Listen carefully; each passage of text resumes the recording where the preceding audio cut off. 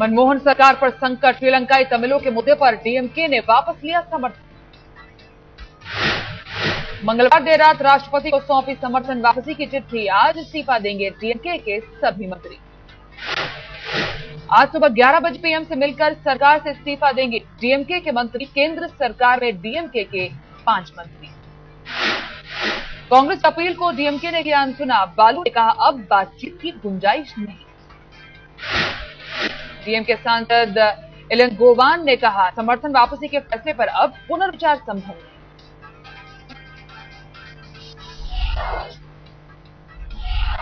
श्रीलंकाई तमिलों के मसले पर डीएमके ने खींचा समर्थन, श्रीलंका के खिलाफ की थी संसद में प्रस्ताव लाने की मांग। मंगलवार सुबह करुणानिधि ने किया था समर्थन वापसी का ऐलान, तमिलनाडु में डीएमके कार्यकर्ताओं ने की आतिशबाजी। डीएमके के समर्थन वापस लेने से सरकार को झटका, पीएम आवास पर आनन फानन में बुलाई गई कांग्रेस कोर ग्रुप की बैठक। रक्षा मंत्री एंटनी, वित्त मंत्री चिदम्बरम और गृह मंत्री शिंदे बैठक में हुए शामिल। समर्थन वापसी के बाद उपजे संकट पर चर्चा। डीएमके के समर्थन वापस लेने पर बोले राजीव शुक्ला, कहा यूपीए सरकार को कोई खतरा नहीं।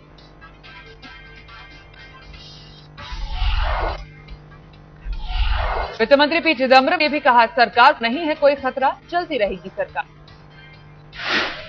बीजेपी ने कहा वेंटिलेटर पर चल रही है केंद्र सरकार, मध्यावधि चुनाव तरफ किया इशारा। बीजेपी ने कहा सहयोगी दलों को यूपीए पर भरोसा नहीं, अपने आप ही गिर रही है सरकार। संकट की घड़ी में मुलायम और मायावती सरकार के साथ, कहा सरकार को हमारा समर्थन जारी। समाजवादी पार्टी के नेता रामगोपाल यादव ने कहा सरकार को ब्लैकमेल करने की साजिश।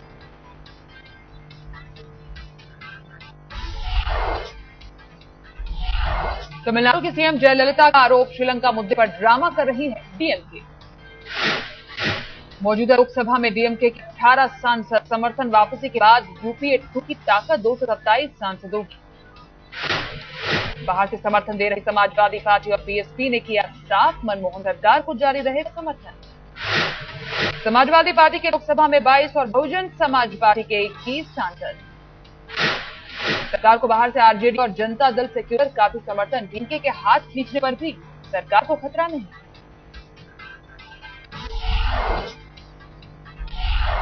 सूत्रों के मुताबिक सरकार डीएमके की मांगों पर कर रही है विचार, श्रीलंका के खिलाफ संसद में प्रस्ताव लाने की तैयारी।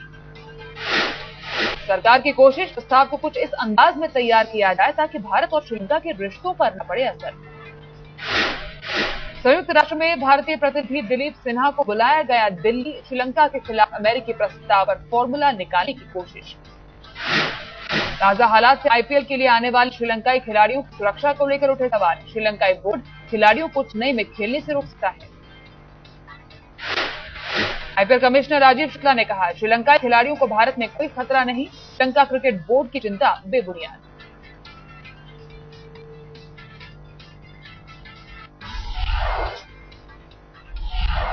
महिलाओं के खिलाफ अपराध पर रोक लगाने की दिशा में बड़ी कामयाबी, लोकसभा में पास हुआ महिला सुरक्षा बिल। लोकसभा में गृह मंत्री सुशील कुमार शिंदे ने रखा था बिल, बलात्कार के लिए कम से कम 20 साल की सजा। एक से अधिक बार बलात्कार का दोषी साबित होने पर मिलेगी मौत की सजा, घूरना और पीछा करना भी यौन अपराध। एसिड अटैक पहली बार आया कानूनी दायरे में, लेकिन सजा के लिए उम्र कैद वाले संशोधन का प्रस्ताव गिरा। बाल तस्करी पर भी उम्र कैद का संशोधन प्रस्ताव गिरा, सहमति से सेक्स की उम्र रखी गई है 18 साल।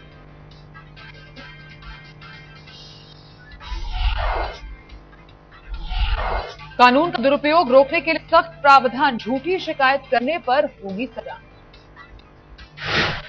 आज राज्यसभा में पेश होगा महिला सुरक्षा बिल, पास हुआ तो बन जाएगा कानून। कांग्रेस ने महिला सुरक्षा बिल को लेकर थपथपाई अपनी पीठ, कपिल सिब्बल ने कहा अब दोषी के खिलाफ होगी कड़ी कार्रवाई। गृह राज्य मंत्री आरपी सिंह ने कहा सरकार ने पूरा किया अपना वादा, राज्यसभा में भी पास होने की जताई उम्मीद।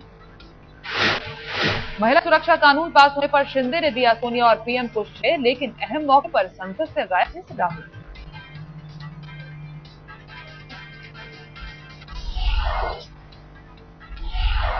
जेडीयू अध्यक्ष शरद यादव ने घूरने पर सख्त सजा के प्रावधान पर जताई आपत्ति, कहा फंसने के डर से लड़कियों को नौकरी देने से डरे लोग। बीजेपी नेता सुषमा स्वराज ने पीछा करने को गैर जमानती अपराध बनाने की मांग की। दीपिका और उसकी मां के खुदकुशी का किया जिक्र। कांग्रेस सांसद संदीप दीक्षित ने सहमति से सेक्स की उम्र 18 साल करने पर उठाया सवाल। कहा 17 साल के लड़के लड़की ने सहमति से संबंध बनाए तो कानून बना देगा अपराधी। बीजेपी के सुमित्रा महाजन ने उठाया कानून के बेजा इस्तेमाल का मुद्दा। कहा कहीं सख्त कानून समाज से महिला को अलग थलग न कर दे। कानून के बेजा इस्तेमाल के जिक्र पर एनसीपी नेता सुप्रिया सुले ने कहा महिलाओं पर न करें आप विश्वास।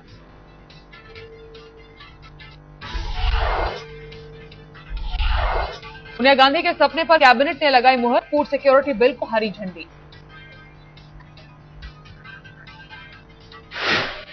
करीब 67% आबादी को मिलेगा खाने का कानूनी अधिकार। बिल में गर्भवती महिलाओं के लिए विशेष प्रावधान।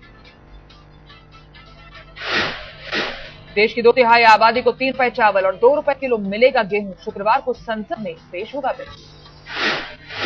शरद पवार ने कहा बिल लागू होने से कम होगा बफर स्टॉक। चिदंबरम बोले 20,000 करोड़ का पड़ेगा बोझ। खाद्य सुरक्षा को लेकर विपक्ष की तरफ से भी मिला समर्थन। बीजेपी को इस बिल पर अब तक नहीं है कोई ऐतराज। मुंबई में विधान भवन में पुलिसकर्मी की पिटाई पर बवाल। 2 विधायकों के खिलाफ पुलिस ने दर्ज किया एफआईआर। विधान भवन की गैलरी में एपीआई पर हुआ था हमला। घायल पुलिसकर्मी सचिन सूर्यवंशी जेजे अस्पताल में भर्ती। एपीआई ने एमएलए क्षितिज ठाकुर की ओवर स्पीडिंग कार को काटा था चालान। विधायक ने लगाया था बदतमीजी का आरोप। विशेषाधिकार के हनन के मामले में अपना पक्ष रखने विधान भवन पहुंचा था पुलिसकर्मी। विधायकों पर लगा पिटाई का आरोप। पुलिस जिन 2 विधायकों के खिलाफ मामला दर्ज किया उनमें क्षितिज ठाकुर के साथ एमएनएस के राम कदम भी शामिल हैं।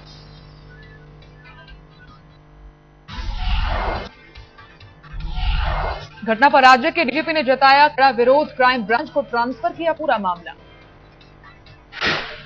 अपने विधायकों के करतूत पर स्पीकर ने मांगी माफी। सीएम ने कहा जांच जारी, कार्रवाई का दिलाया भरोसा।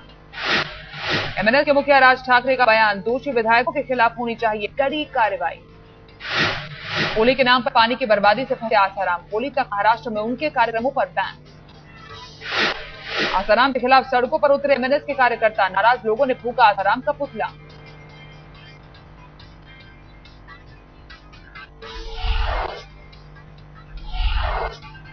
एनडीए राज में स्पेक्ट्रम आवंटन गड़बड़ी मामले में एयरटेल और एसआर ग्रुप के मालिक समेत कई लोगों की बढ़ी मुसीबत। सीबीआई कोर्ट ने भेजा समन। भारतीय सेल्यूलर के मालिक सुनील मित्तल और एसआर ग्रुप के प्रमोटर रवि रोहिया समेत 7 लोगों को समन। 11 अप्रैल को कोर्ट में पेश होने को कहा। एयरटेल कंपनी ने सुनील मित्तल को समन भेजने के फैसले को बताया दुखद। कहा कंपनी की छवि खराब करने की कोशिश। मानहानि के केस में आज दिल्ली के कड़कड़डूमा कोर्ट में अरविंद केजरीवाल की पेशी। शीला दीक्षित ने ठोका है मुकदमा। अरविंद केजरीवाल ने पहले से बनाया मन। मानहानि के केस में नहीं देंगे जमानत।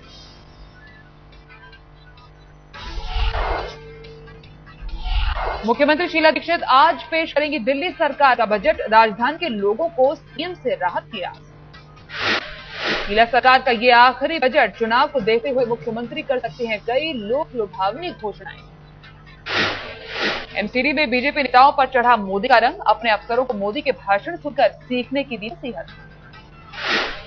जम्मू कश्मीर विधानसभा में फिर से धक्का मुक्की। स्पीकर ने बीजेपी विधायक जुगल किशोर शर्मा को पूरे सत्र के लिए किया निलंबित। फ्लाईओवर के मुद्दे पर बोलने के लिए उठे विधायक की कुछ मंत्रियों से हुई थी तीखी नोकझोंक। सदन में जमकर हुआ हंगामा।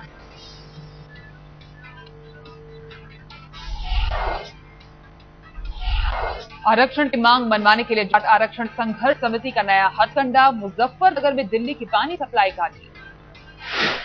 आंदोलनकारियों ने सरकार पर लगाया वादा खिलाफी का आरोप। कहा केंद्र तक अपनी बात पहुंचाने का यही तरीका। आरक्षण की मांग कर रहे जाट नेताओं ने रेल रोकने की भी दी धमकी। कहा मांग पूरी नहीं होने तक जारी रहेगा आंदोलन। पश्चिम बंगाल की सीएम ममता बनर्जी ने एक बार फिर राज्य की दुर्दशा के लिए लेफ्ट को कोसा। कहा जाते जाते सब कुछ ले गए। एक कार्यक्रम में वेस्ट मिदनापुर पहुंची ममता ने कहा लेफ्ट की गलत नीतियों के चलते अब भी केंद्र को ब्याज के रूप में चुका रहे हैं भाजपा।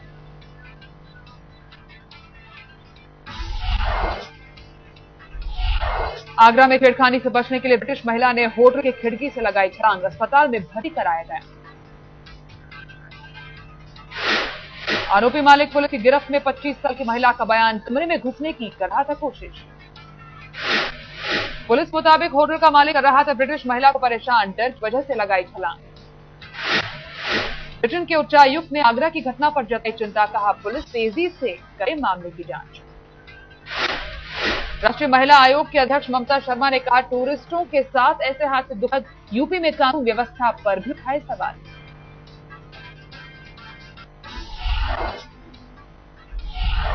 दिल्ली में कांग्रेस विधायक अनिल भारद्वाज के दफ्तर पर फायरिंग, एमएलए से नाराज शख्स ने नशे में की हत्या। घटना के वक्त विधायक अपने दफ्तर में मौजूद नहीं, पुलिस ने आरोपी शख्स को किया गिरफ्तार। दिल्ली के पटेल नगर में लड़की से छेड़खानी का मामला, 2 युवकों पर लगा आरोप, थाने में जमकर हंगामा। पुलिस ने 2 आरोपियों पर लगा दी गैर जमानती धाराएं, आरोपी के घर वालों ने कहा झूठे आरोप में फंसाने की कोशिश। पूर्वी दिल्ली में बाइक पर पिता के साथ लौट रही लड़की से छेड़छाड़, विरोध करने पर मचलों ने की पिता की पिटाई, 2 आरोपी गिरफ्तार।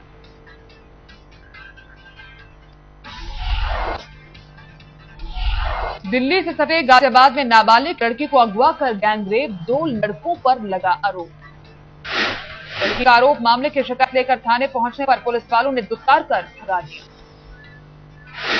नोएडा में 20 दिन से लापता हुई लड़की का अब तक नहीं मिला सुराग, लोगों ने कैंडल मार्च निकालकर जताया विरोध। अलीगढ़ के पास झुग्गियों में जा घुसा बेकाबू ट्रक, हादसे में 7 बच्चों की मौत, कई लोग घायल। थाने से सटे भिवंडी में पाइपलाइन फटने से अफरा तफरी, लाखों लीटर पानी बर्बाद, आसपास के इलाकों में घुसा पानी।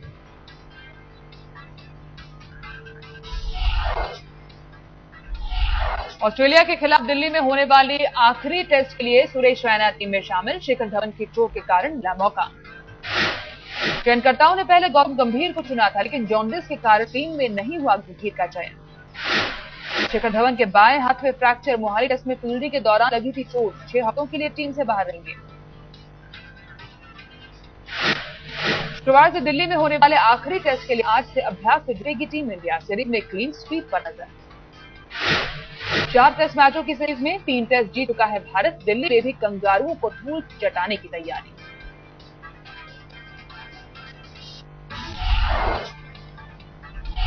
फाइटर युवराज की कहानी ने सबको किया भावुक, टीम इंडिया की मौजूदगी में दिल्ली में किताब का विमोचन।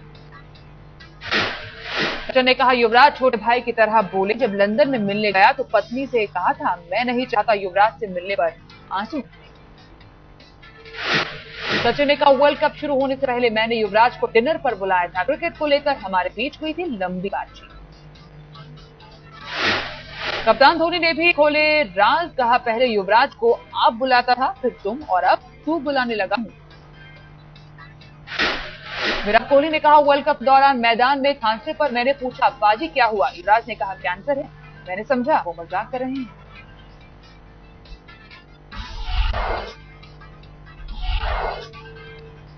यूक्रेन की संसद में जमकर चले लात घूंटे, सत्ता पक्ष और विपक्ष के सांसदों ने के बीच हाथापाई, रूसी भाषा में भाषण नहीं देने को लेकर बवाल।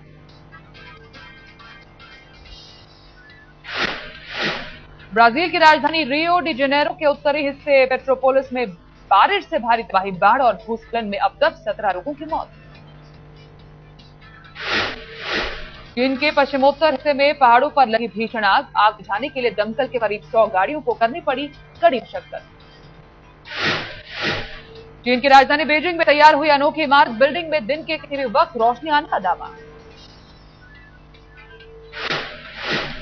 तालिबानी हमले का शिकार बनी मलाला यूसुफजई ने शुरू की पढ़ाई, इंग्लैंड में बर्मिंघम के एजबैस्टन हाई स्कूल में दाखिला।